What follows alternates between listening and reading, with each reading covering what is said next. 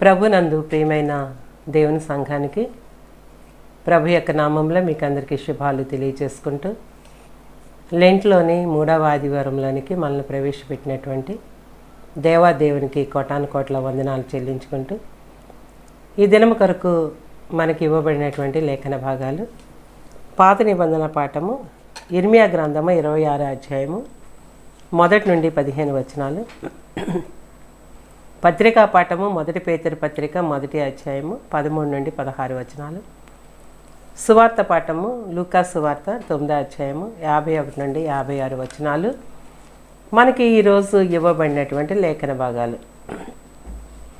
ఈ లేఖన భాగాలని మనం పరిశీలన చేసుకుంటే కనుక మనకి ఏదైనా శ్రమ రాబోతున్నా, మనం పాపంలో ఉన్నా, ఇంకా మనము పాపాల నుంచి బయట పడలేకపోతున్నప్పుడు మనకి దేవుడు పెట్టేటువంటి పరీక్షల గురించి ఆయన ముందుగానే మనల్ని హెచ్చరిస్తాడు. ఎందుకంటే కనుక పరిశుద్ధ గ్రంథంలో ఏముందంటే కనుక ఒక పాపి పాపం చేస్తూ చనిపోవడం దేవునికి ఏమాత్రం కూడా ఇష్టం లేదు. ఎందుకంటే కనుక ఈ ప్రపంచంలో ఉన్న ప్రతి ఒక్క మానవుడు దేవునికి చాలా ఇష్టం. ప్రతి ఒక్కరూ కూడా దేవుని రాజ్యంలో ఉండాలి అని ఆయన యొక్క ఆశ, కోరిక అని మనకి తెలుసు. అయితే ఈ రోజున ఇవ్వబడినటువంటి లేఖన భాగాలను మనం పరిశీలన చేసుకుంటే కనుక ఈ శ్రమైన కష్టమైన ఏదైనా మనల్ని పరీక్షించేటప్పుడు మనల్ని పరలోక రాజ్యానికి తీసుకుని వెళ్ళడానికే ఆయన మనకి కష్టం కలిగిస్తారని, ఎందుకంటే మనం పాపంలో ఉన్నప్పుడు దానిని మనం గ్రహించి ఆ పాపాలని విడిచిపెట్టుకోవాలని రోజు వాక్యం ద్వారా మనకి సెలవిస్తూ ఉన్నారు.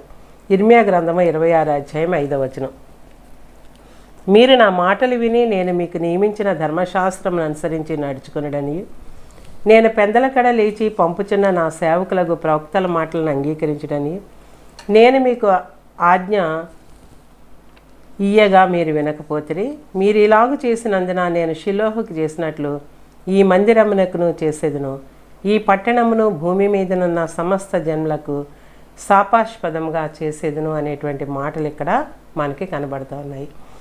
బబులోను వారు యోధా దేశాన్ని లేకపోతే యెరూషలేము వారిని ఆక్రమించడానికి కొన్ని సంవత్సరాల ముందు యెహోవా దేవుడు ఈ మాటలు ఇప్పుడు మనం చదువుకున్నటువంటి ఇర్మియా గ్రంథంలో వ్రాయబడినటువంటి మాటలు ఇర్మియా ప్రవక్త ద్వారా పలికిస్తున్నటువంటి యెహోవా దేవుడు మనకి కనబడుతూ ఉన్నారు. ఎందుకంటే కనుక అక్కడ ఉన్నటువంటి ప్రజలందరూ కూడా చాలా ఘోరమైనటువంటి పాపంలో జీవిస్తూ ఉన్నారు.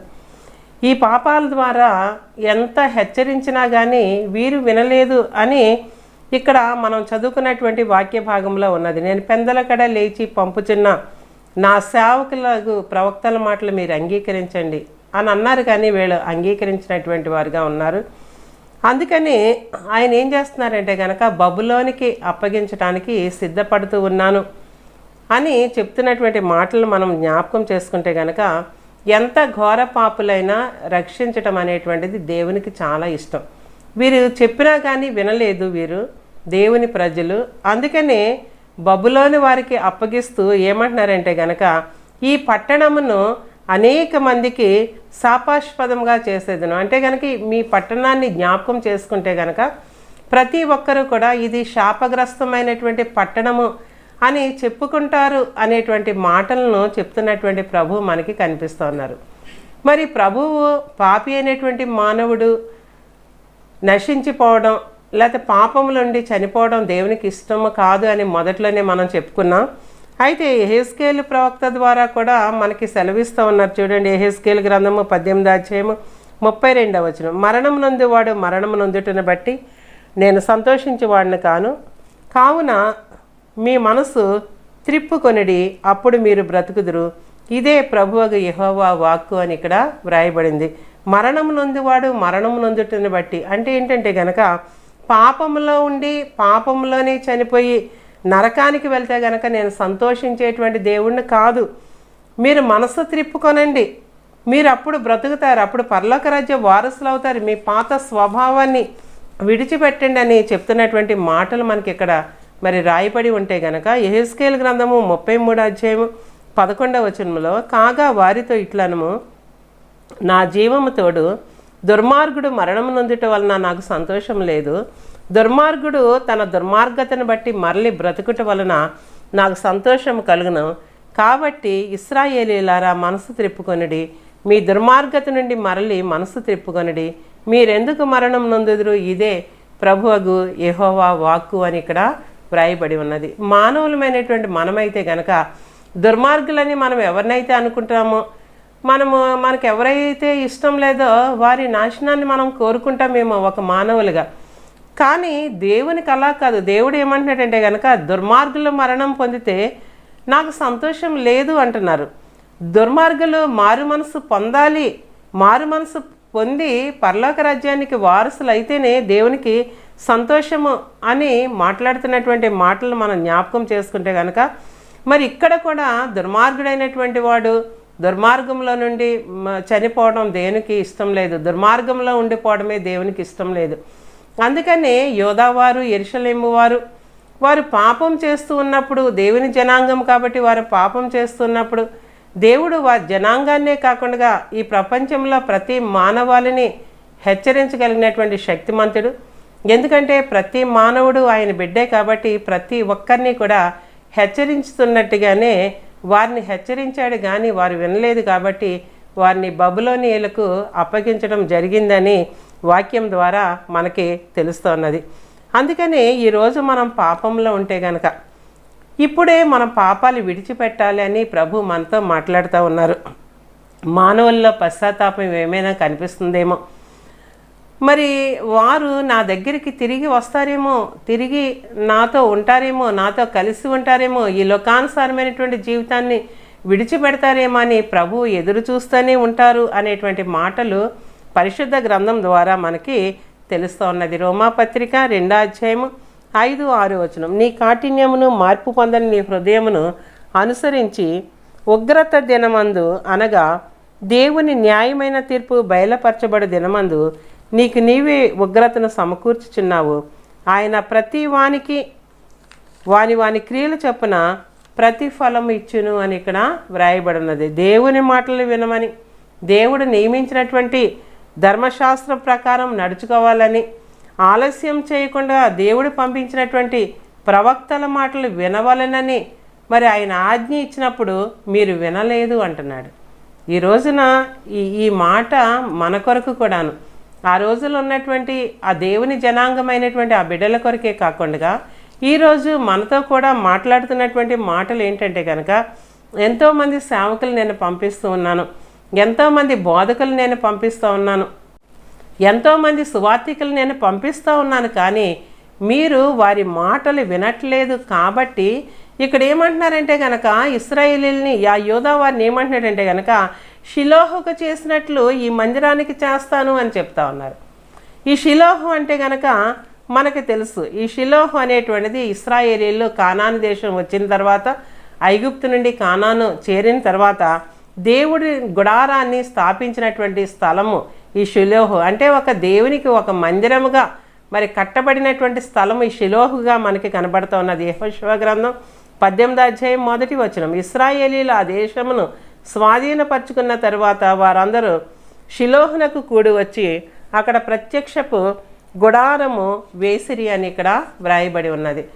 మొట్టమొదటి ఆరాధనా స్థలముగా వారు చేరవలసినటువంటి ఆ దేశానికి వచ్చినప్పుడు, వారి స్వదేశానికి వచ్చినప్పుడు వారు ఏర్పాటు చేసుకున్నటువంటి దేవుని యొక్క మరి ప్రత్యక్షపు గుడారముగా మనకి కనపడుతూ ఉన్నది. అయితే ఈ క్రీస్తు పూర్వము 1050 సంవత్సరంలో ఈ షిలోహు ఫిలిస్తీన్ల చేత పాడు చేయబడింది. అంతేకాకుండా యేసు ప్రభు వారు దీని గురించి ఏమంటున్నారంటే కనుక రాతి మీద రాయి లేకుండా నేను చేస్తాను అనేటువంటి, అంటే రాతి మీద రాయి లేకుండా అవుతుంది అని చెప్పినటువంటి మాట కూడా మరి క్రీస్తు శకములోనే 70వ సంవత్సరంలో అది నెరవేరింది. అదంతా ఒక చక్రవర్తి ద్వారా పాడు చేయబడింది అనేటువంటి హిస్టరీ మనకి తెలుసు.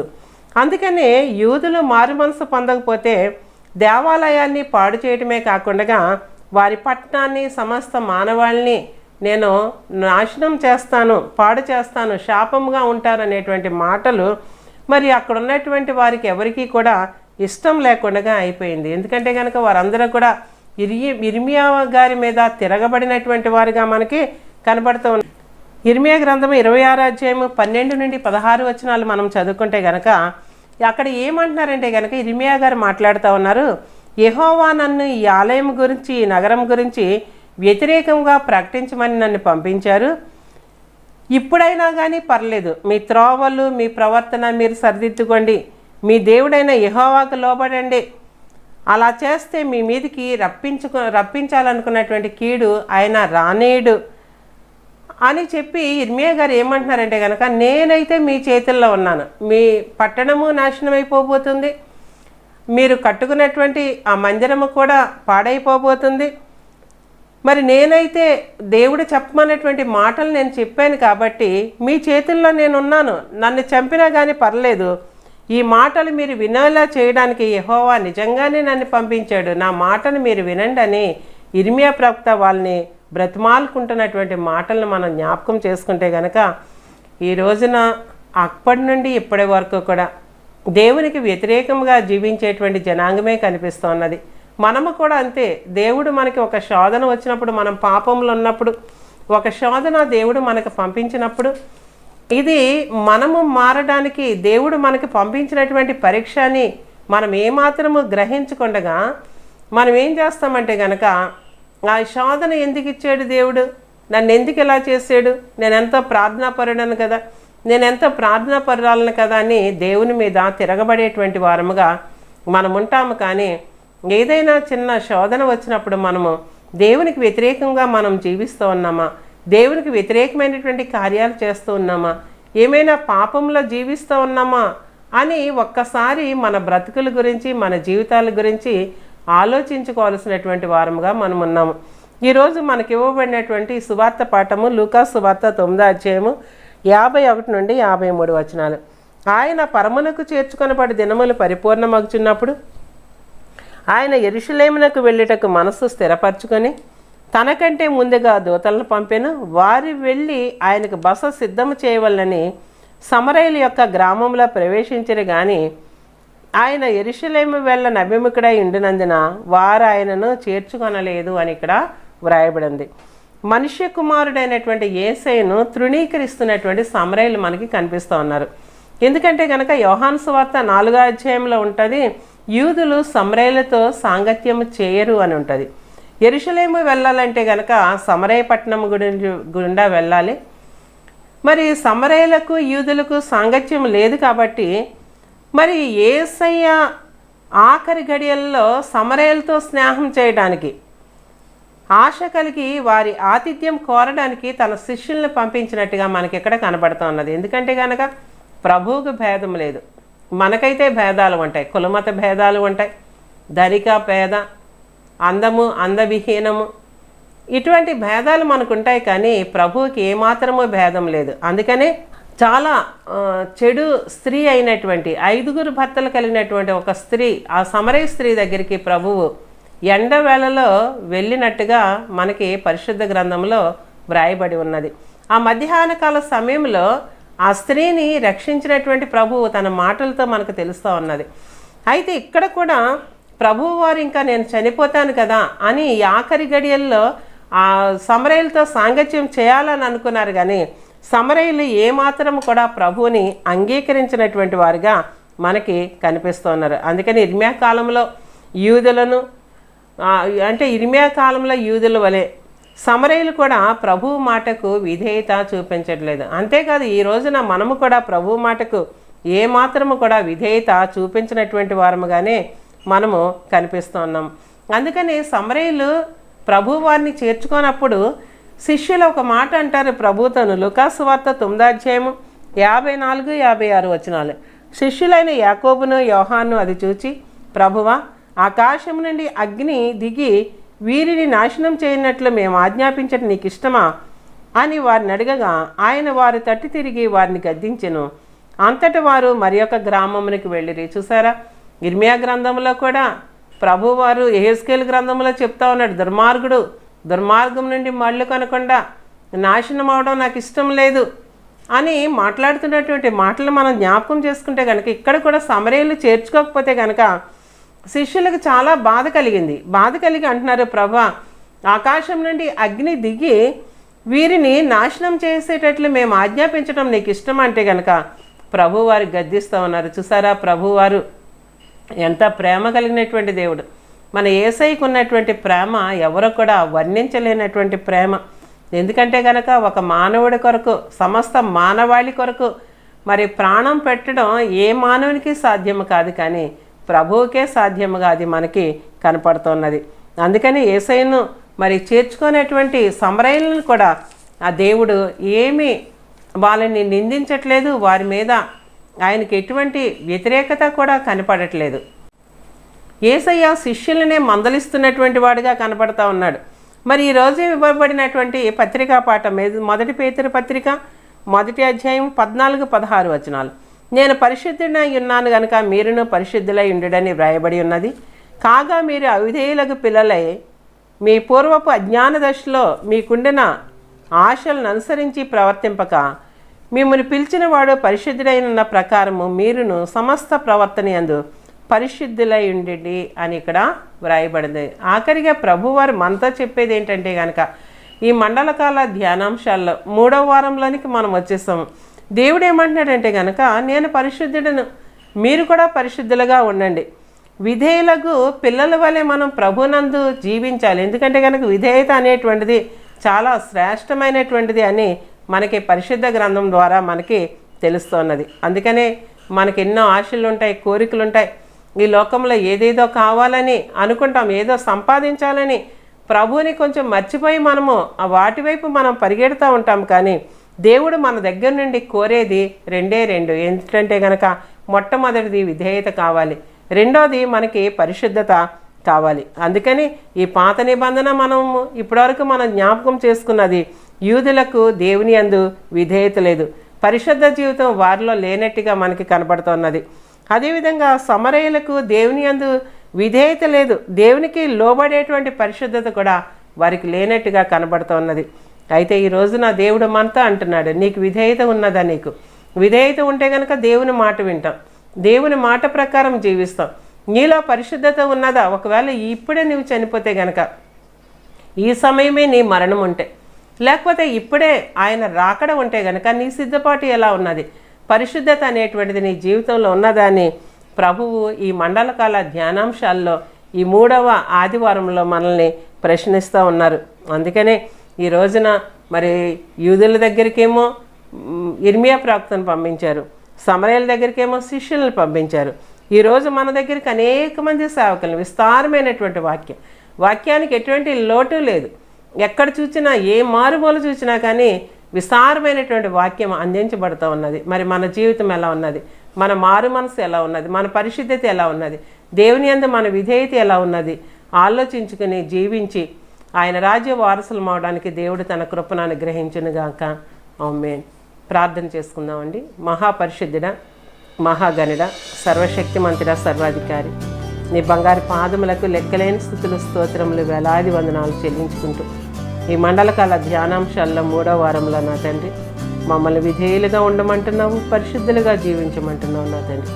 అటువంటి విధేయత, పరిశుద్ధత మాకు దయచేసి ప్రభ, అనేక మంది సేవకుల ద్వారా వినబడుచున్నటువంటి వర్తమానాలను ప్రభ మేము విని నీ వాక్య ప్రకారం ప్రభ మేము అందరం జీవించి నీ రాజ్య వారసులం అవడానికి నీ కృపను దయచేసి మీరే మహిమ పొందవలసిందని యేసయ్య పరిశుద్ధ నామమున అడుగుచున్నాం తండ్రి.